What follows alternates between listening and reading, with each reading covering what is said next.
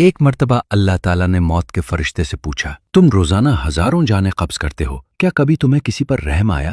یہ سوال سن کر فرشتہ موت نے ادب سے عرض کیا، یا اللہ، مجھے صرف 2 مرتبہ رحم آیا تھا۔ اور پھر اس نے ایک ایسا واقعہ سنایا جو سننے والے کے دل کو ہلا دیتا ہے۔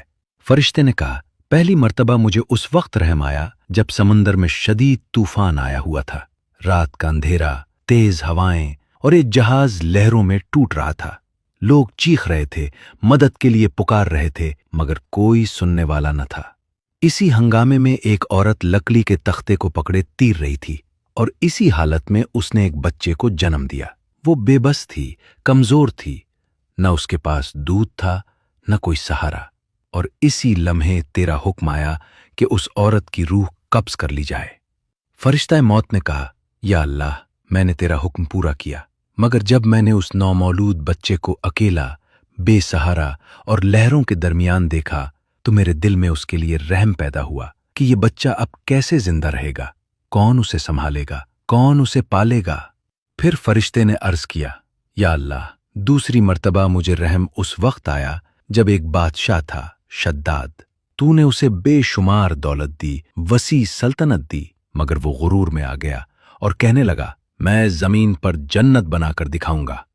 اس نے سالوں تک محنت کی، بے شمار خزانے خرچ کیے، ایک ایسی بستی بنوائی جو خوبصورتی میں بے مثال تھی۔ جب وہ جنت مکمل ہو گئی، وہ بڑے فخر کے ساتھ اسے دیکھنے آیا۔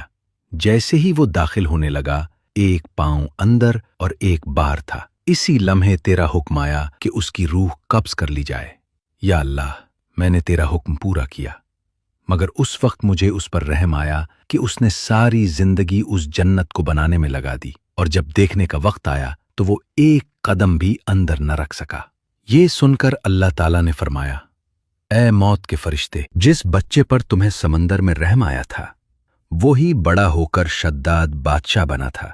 ہم نے اسے بچایا، پالا، اسے سب کچھ دیا، مگر اس نے غرور میں آ کر ہمارے مقابلے میں جنت بنانے کی کوشش کی۔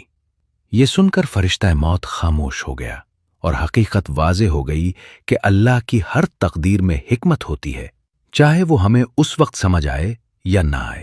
اس واقعے سے یہی سبق ملتا ہے کہ انسان کو اپنے علم اور طاقت پر غرور نہیں کرنا چاہیے، کیونکہ اصل علم اور اختیار صرف اللہ کے پاس ہے، اور وہ جو بھی کرتا ہے مکمل حکمت اور عدل کے ساتھ کرتا ہے۔